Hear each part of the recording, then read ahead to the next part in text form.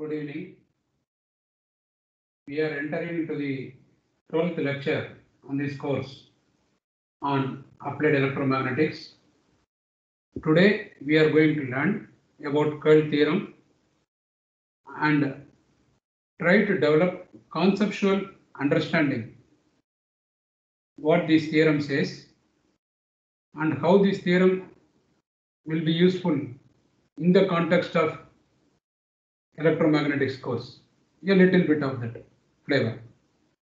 Okay, so before we jump to the curl theorem itself, let us recall the concepts that we already know and heard. Okay, about what is a curl, what curl means, and is it a vector quantity or a scalar quantity, and what kind of functions can give rise to curl. Okay, so these things, let us recall some of the concepts and then before we get into the curl theorem. That's it. So curl of a vector function, okay, means how much this vector function rotates, twists, swirls about a point. So curling, swirling, rotation, twisting, all of these things mean the same. Okay, and as usual, how do I get this quantitative determination? And that is easily understood when we take the help of mathematics. So we bring the del operator into context, and when we use del operator in cross product fashion on a vector function, like let us say I have a vector v equal to vx I hat plus vy j hat plus vz k hat. If I take cross product with the del operator, I will get del cross v. And what is this del cross v? Del cross v can be determined from the determinant, very similar to that of a two vectors. When we take two vectors cross product, this is what we used to see. Same thing can be done with the del operator. Del mimics vector in every sense, but del by itself does not have any meaning. But when it operates on a function, we get the meanings. For example, we know that by now, when it operates on a scalar function, we get a gradient, and the gradient itself is a vector. Okay, and when we take the del operator operating in a cross product or dot product fashion on a vector function, we get a scalar del dot v, and we talked about that. Okay, and then when del operator operates on a cross product fashion, we get curl. So gradient with on a scalar function, divergence with a vector function in dot product fashion, curl with cross product fashion with the del operator. Okay, with when we take del operator on a vector function in a cross product, this is what we get. We can see here, actually, we can see that it is we are getting this signs of this resultant quantity. So cross product, as you know, the direction is given by right hand thumb rule. This is also we know by now. Okay, so now having said that, let us physically visualize what this curl means. So if you stand on the edge of a pond and you go around the pond and observe closely the flow of fluids at some regions on this surface of this, some patches within this pond, you will see the water actually rotating about a point. That is exactly what is curl, like what you see here. So here you can see when I dropped a paddle wheel on the surface of water, the paddle wheel begins to rotate so fast that about that point, that we know that point corresponds to a point of high curl. Okay, a point of high curl is nothing but a whirlpool. Okay, Now if I drop another paddle wheel at another point, I still see that there is a curl associated with that point, but comparison to this you can see that it is rotating little slower. So which means magnitude wise, this rotation is slower. So we can get all those information in this mathematical form. Now another point, actually I am going to get even slower, worse with the green color. Now there might not be any curl at some other point like what we see with this yellow.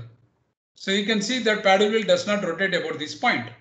So we can actually see that whether there is a curl, but this curl will associate itself and lead into certain flow. That you must remember, okay, along certain pathway. So how do I estimate the total curl, okay, over this patch of surface is what is going to be obtained from curl theorem. So examples of vector functions representing curl, if you look at it, we had already gone through these examples. Again, I repeat. So here is the flow of water. It follows in this fashion. If I represent the velocity by this direction and the vector symbols, and about this point, I can see that definitely the way the vector symbols have been written, there is certainly a rotation of the fluid in this fashion. Now, what is this direction? Again, right hand thumb rule gives the rescue. It gets the answer for us. Okay. So if the rotation were this direction, then the right hand thumb rule says the direction of the curl should be into, or if it is anti-clockwise, it will be upward. So we can apply the right hand thumb rule and get the directions of the curl, because after all it is a cross product operation. Now you look at another function here. So in this function we can see that there is a temptation to see that it as if it appears it goes in one direction. So we might say that, oh, there is no curl associated. That is wrong. You have to look at this the way the arrows have been drawn. Look at the length of the arrows, which represent that varying magnitudes. And in the top two quadrants, we can see that the fluid is flowing in one direction, but the magnitude is changing with respect to this x axis. So, and in the bottom two quadrant, it is moving in another direction compared to the top two quadrants, and we see that actually it is again the magnitude is changing. This kind of vector function, we have gone through that, and we have proved that when you mathematically represent and take del cross v, we will get a value. And definitely in this case, we are going to get, because it's anti-clockwise, we are going to get actually a positive z-axis direction, and we have done this in the curl class. Now, how do I compute the total amount of swirl over some surface? This is of more interest, and now only we are coming to actually curl theorem. So curl theorem is the one that states how I can compute the total amount of swirl, okay, over some surface. So what does this curl theorem say? Let us look at that. And this theorem is also known as Stokes theorem. So if you look at here, what we get here is actually the surface integral we have to take for the curl del cross v, which is a vector quantity. Moment I take dot product with the surface integral, we are going to get what is known as flux of the curl. Total flux of the curl. We use the word total because of integration. If the integration was not there, then simply this one is actually the flux of the curl over the infinitesimal area element dA. Now dA has a direction which you have time and again stressed. By now we are well versed with that. So del cross v dot dA means with that infinitesimal element area, how much is the curl? Okay, but if I integrate over the patch of several such areas, and instead of adding, we replace with the integration, and when we do that, we will actually get the total flux of the curl. Okay, so that is about the left hand side. Now what about the right hand side? How is this total flux of the curl on the left hand side equal to a line integral around a closed path? And what is this closed path? Okay, which line integral are we talking about? Which closed path? So if I were to state this theorem, okay, this is what it is. This path that you see closed path must correspond to the path that is closing this surface. So the path integral closes the surface. That is the perimeter of the surface. Look at my hand and you can see the perimeter of the surface. That's the thing. Okay, so we can get there.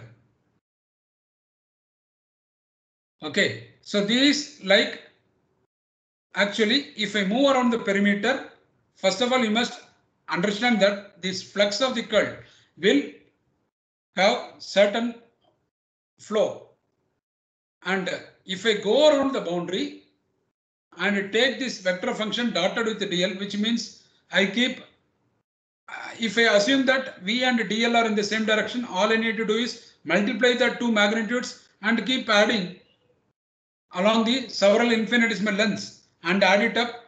So that will actually, because I'm going around the boundary, this quantity on the right hand side must represent what is known as the circulation of vector function v. Okay, so either there are two ways of computing the flux of the curl. One is you take a surface integral, the other is you go around the boundary. A boundary for a surface is a perimeter. So that is a line integral. So because I am moving along the circumference of the lake to find out the total amount of cell of that curl, then I need to go around the perimeter. So when I do that, I will get the what is known as circulation of vector function v. Okay, so we can see that we can get two ways of computing the flux of the curl. One is through surface integral, the other is through closed line integral. So the Stokes theorem relates a surface integral to a closed line integral. Okay, to understand, again I repeat, I have a patch of surface which is a lake. Let us assume that, because it is easy to imagine, instead of field lines we can assume a basically a lake, and we are monitoring the fluid flow. At some points on this lake, okay, some regions we are noticing curls. My aim is to find what is the total curl in this on this surface. To see that, what I am going to do is I can keep taking del cross v, product it and ensure that the direction of dA and del cross v is in the same direction. That is the size of my infinitesimal element if I are to ensure, and then I will keep multiplying that and adding. So instead of doing that, I take the integration. That is the surface integral that you see in the Stokes theorem on the left hand side. Now this curl will actually, from these several series of infinite elements, will constitute a net flow around the perimeter of this surface. So we can actually get this summation of the total curl, flux of the curl, by just going around the perimeter and following the flow of the fluid and take the line integral with the displacement. Okay, so that is essentially, so because I am going around the perimeter, of course I am showing my hand to be going in the clockwise. Okay, so you might question me, sir, why are you going only in the clockwise? Why not in the anti-clockwise? Okay, I will come to that with an explanation. So if I go, let us assume that I am going around clockwise. Okay, and all I need to see is the net flow that is happening around the perimeter is actually due to the curl that is happening, which controls the flow along the perimeter. So this is the way you can imagine that one follows a closed path integral, the other one takes the surface integral. So both are equal essentially. Okay, so only thing is, because the boundary to a surface is line integral, line. The boundary to line is endpoints. Boundary to a surface is line. Boundary to a volume is closed surface. So where are we using? In gradient theorem, we talk about endpoints. Okay, it is enough to know the value of the function del t dot dl integral. Okay, it is enough to know, knowing the value of the endpoints. We have, that is the gradient theorem. So endpoints is the key there. If you look at the divergence, we said we looked at the flux that is flowing through the surface, flowing outward. The total flux can be computed two ways. Either you take the divergence, integrate over the volume of the vector function. Alternatively, I take the v dot dA around the closed surface. So there the surface closes the volume. Therefore, the closed symbol for the integral is on the surface in case of divergence. In case of Stokes theorem, we are talking about the flux of the curl, which is actually gotten by taking the because the boundary here refers to the perimeter. And if I move around the perimeter, it is akin to saying that I am making several infinitesimal displacement. Therefore, and because I am going around and reaching the same point, I am actually closing the loop. Therefore, it is a closed line integral. I hope this is very clear. If it is not clear, you are welcome to discuss with me at a later point of time. Okay. So here is how I picturize what I said short just a while ago. So this is the left hand side. I am showing the curl, and this curl you can see I have assumed the curl to be uniform. Not necessary it is going to be uniform. In fact, in practice, you won't get this uniform curl everywhere. So there will be a resultant flow. So how do I write this Stokes theorem in the form of a statement? So Stokes theorem or curl theorem says that the integral of a derivative within bracket, here we are talking about curl. So the integral of a derivative curl over some region within bracket surface. Okay, over some region surface is given by the value of the function at the boundary. And boundary mean here referring perimeter or the closed line integral. So that is the statement. Now, so much for the left hand side. We can see clearly what I am trying to say is I take del cross V here, dot it with the dA here.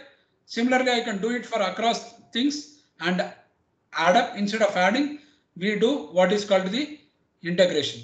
So the integration will look into the magnitude and whatever curl you are getting. So, so that will result in a net flow. So instead, I follow the flow. So the total flux can be computed either through the surface integral or just to follow the flow and dot it with the infinitesimal displacement, keep adding it and you will get. So that is my right hand side. So here I have shown this to be, again I come back to that original question. I am going clockwise. Why not anti-clockwise? Absolutely fine. If you go anti-clockwise, you are going to pick up a negative sign. That's all. So how is that going to be compensated here? So here it says closed path. I should get only one value. So why I will pick up a negative sign? How I am going to compensate? The compensation is happening because of the reversal in the direction of dA. So here is how it is done. Let us look at the cross section of a cylinder, which is a circle, and I go anti-clockwise like this, and then my area vector will be pointing upward in this case, as shown here. Now, if I have the same circle, but I move clockwise, I am going to have, so the line integral is taken clockwise, my area vector will be pointing downward. Line integral going anti-clockwise, my area vector will be, so the signs of the both line integral and the both the dl and the dA changing in these cases. Therefore, you will get net result will be the same. Okay, so it doesn't matter which direction I take the line integral. I can move either way. As long as I am consistent, my answer will be always correct in both left hand side and right hand side. And therefore, the validity of Stokes theorem will be proved. There won't be any issues. Okay, so that is about the ambiguity in the which direction we have addressed that. Now, what about the surface? Is it an open surface or a closed surface? In case of flux, we have understood that the surfaces are bounding the volume. Okay, the volume is bounded by these surfaces, which means we are talking about a closed surface. But here, we do not know whether it's an open surface or closed surface. How do I resolve this? That is one question.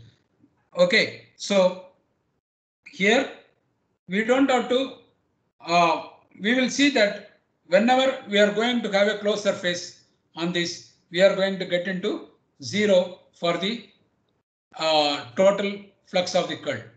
Okay, how that is going to come is the point I will try to answer a little later. For now, let us take one step backward and come back to this original thing.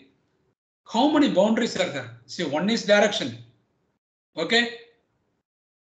The other is what? Okay. In the case of lake, we can clearly see that the lake cannot be closed or open. So, I mean, unless you completely remove the water and fill it with sand and close the lake as if it appears to be non-lake. That's a different story. That is going somewhere out of the discussion. What I was trying to mean here is basically if I am going which path, okay, this path I am going and this is a boundary. But let us take, as I told you, one step backward. So this is my cell phone and this is closed surface. Okay, let us assume that this is a hollow surface. Okay, the surface is hollow, it is bound by this perimeter, which is my path integral. Now this perimeter, I dip this, or you take the case of a bangle. Okay, bangle is there, you dip it in soap water. Okay, dip it in soap water, you will form a nice film, soap film. Okay, and held by this circumference, the rim. It is holding this soap film. Let us assume that this soap film is quite stable and I am able to, and this soap film boundary is this rim itself. Okay, please pay attention. I have a soap film taken on a bangle. Okay, and that soap, the bangle, which is round in shape, the bangle, the rim is there. Okay, the rim is the boundary for this soap film. Now I am going to blow up this soap film and make it little bigger. And I can make it little bigger. And I can make it little bigger. Okay. Assume that I can keep making little bigger. Okay. So in principle, let us assume that there is no big pressure gradient that the bubble collapses. It keeps blowing up. I am increasing the surface area. Now the perimeter or the rim is same, which means the boundary remains same, which means my DL remains same. However, my surface is several, many surfaces. So theoretically speaking, the same boundary can be shared by infinite number of surfaces or more number of surfaces in practice. Okay, so it is going to be shared for the same boundary. Then how is left hand side equal to right hand side? What are we talking about here? If the perimeter remains constant, won't it be the case my right hand side will have certain value because this is a dot product. So it will have a scalar value. I am not changing, my perimeter remains fixed, my rim is fixed. So V dot dl will be the same. How is that? V dot dl remains same, whereas del cross V dot dA is not, the dA is increasing. I must get a change in value. How is that compensated here? Okay, or alternatively what is happening here. To ensure the validity of Stokes theorem at all times. That is the question we need to take. So if I increase the surface area, I must get a compensatory decrease in the del cross V so that my line integral and this line integral and the surface integral remains same. The value of the line integral and surface integral must remain same. Okay, so you must understand that whenever I increase the surface area, it doesn't matter. The del cross V will reduce by a certain proportion in such a manner that del cross V dot dA will remain same.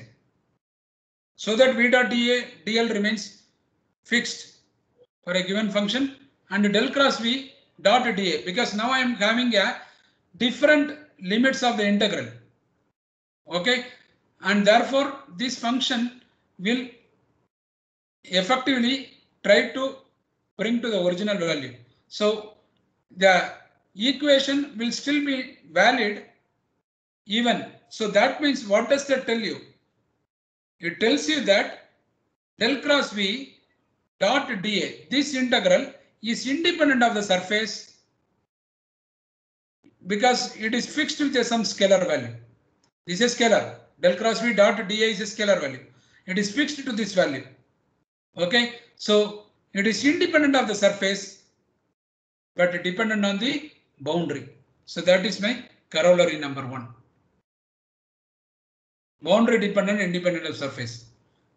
Okay, so that is the example that you must see with a soap film. Okay, so my curl will flux of the total flux of the curl will not change by blowing up the soap film.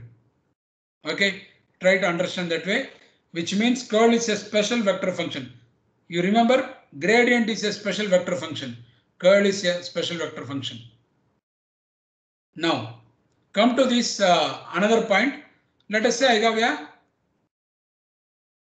balloon. The balloon has an opening through which I am blowing air and I am increasing the surface area. I am blowing up. At some point I say that, oh, balloon has been blown up beautifully. Now that I want to give it to my kid. So what I do is I twist the balloon, put a knot and close the balloon. By closing the balloon, I cause two things here. One is I have formed a closed surface. The other is my boundary is shrunk to a point. My boundary has shrunk to a point and I have created a closed surface. So the left hand side will become 0. Why? Because dl becomes 0 as the displacement is simply 0. There is no displacement, it's shrunk to a point. So if that is the case, then v dot dl will be 0. Essentially the left hand side has to be 0, but that happens for a closed surface integral.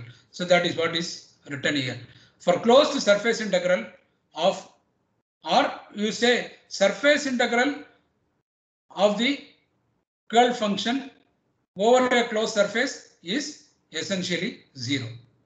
Okay, so that is about the concept of curl theorem and how this curl theorem will be useful.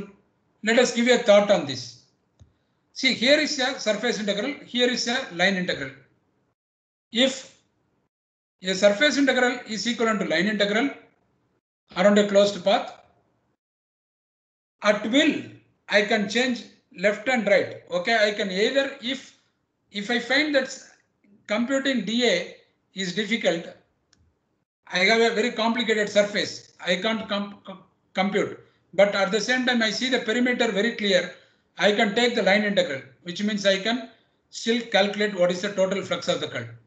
Alternatively, the perimeter is so curvy that it is very, very difficult, no matter how small step I take. Okay, but I have the surface very clear. I can bring in certain symmetry and employ and get this flux of the total flux of the curl with this left hand side. So you can actually see the usefulness of curl theorem by stating that I have two methods of finding the flux of the curl. One is by the surface integral, the other is by the line integral. Okay, closed line integral. Thank you. So let us move on to another this cementing our understanding through a numerical problem. Let us go there. Verify the Stokes theorem for the following vector field function over the surface bound by the closed path shown in figure.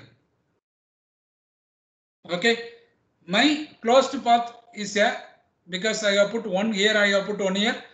It is assume that it is a square, although it is not perfectly square due to the way I have drawn little bit.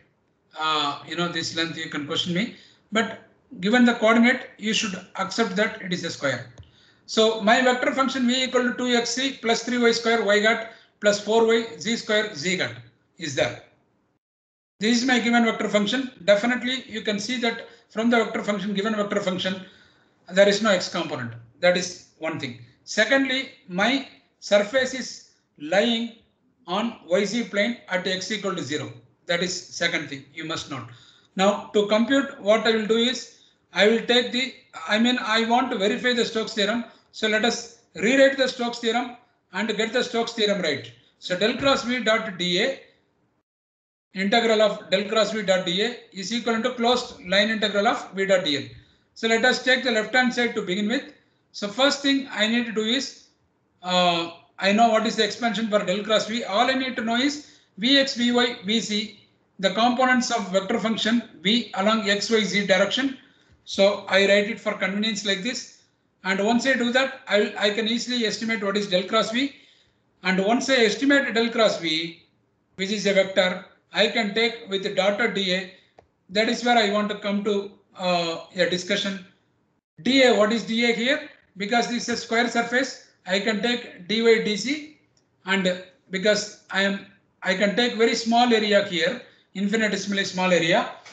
So I will have a dy here, dy dc here, and integrate over the limits of this surface. I will get the entire, integrate over the limits of this surface. I will get the entire surface integral.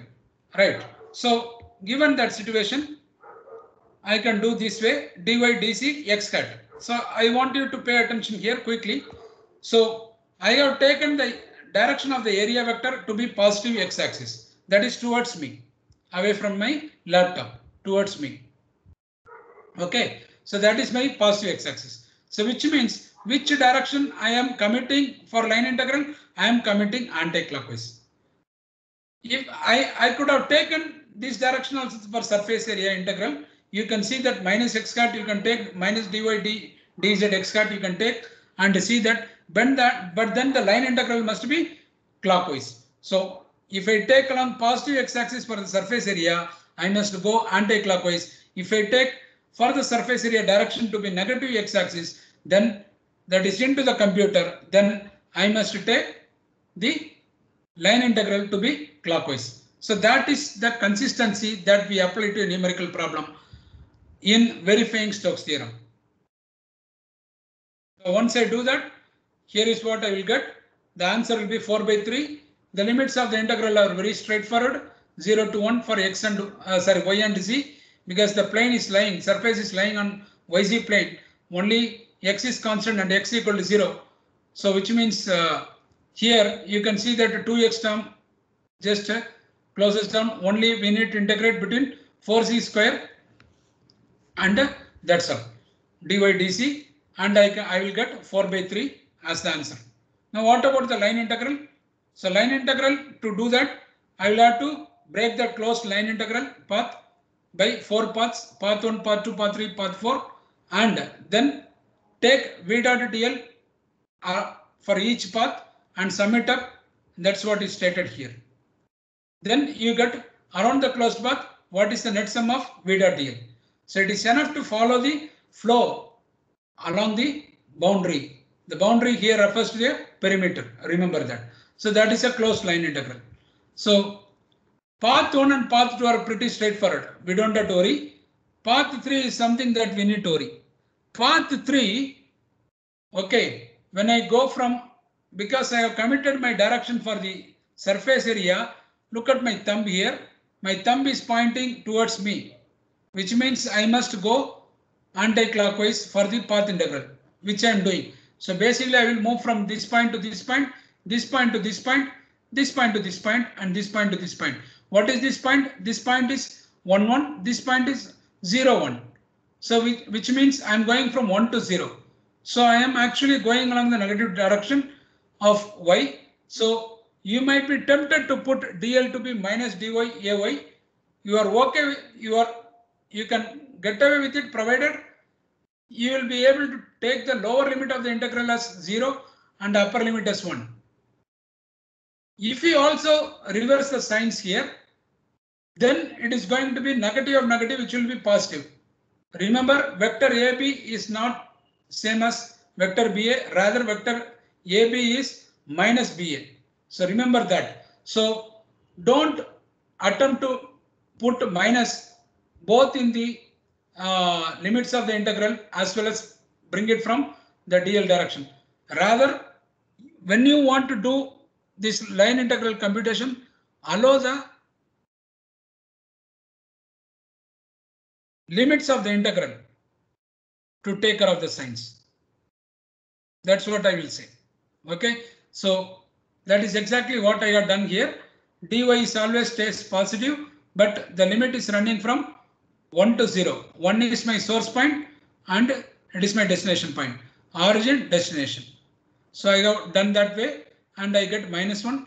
You add for the similarly, I must do here also. Tendency to put minus z direction for path 4, don't do that.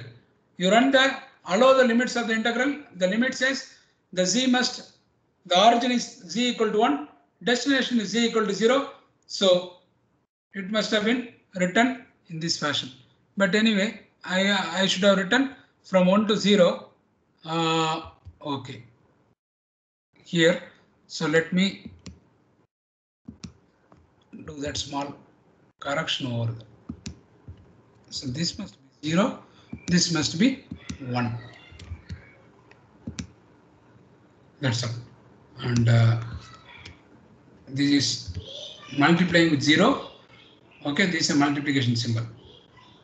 So it looks like x. I will rather have it as a multiplication symbol. Take the italics out. And then I'll put that. Now I put this x. So that's a multiplication symbol. Okay. So you can see that is why paying fine attention to details is very, very essential. Otherwise, I would have picked up some other answer. Okay. But in our case, x is 0. So that is fine. So we will get that answer correct because x is 0 essentially, which means when I take that whole thing will get 0 only. But we must be correct at all times. So that's why I reverse the sign. But when I sum it up all the line integrals, I am going to get 4 by 3. So that validates. We got with the line integral around the closed path to be 4 by 3. We got for the surface integral del cross b dot dA around the surface, not around the surface, over the surface. I am going to get around the surface means something different. Okay, so over the surface, I will get this 4 by 3. So which we have proved for both. Therefore, Stokes theorem is validated. Thank you so much. I hope this is clear. If you don't understand any of these points, you are welcome to get back to me in the usual manner that you do. Thank you.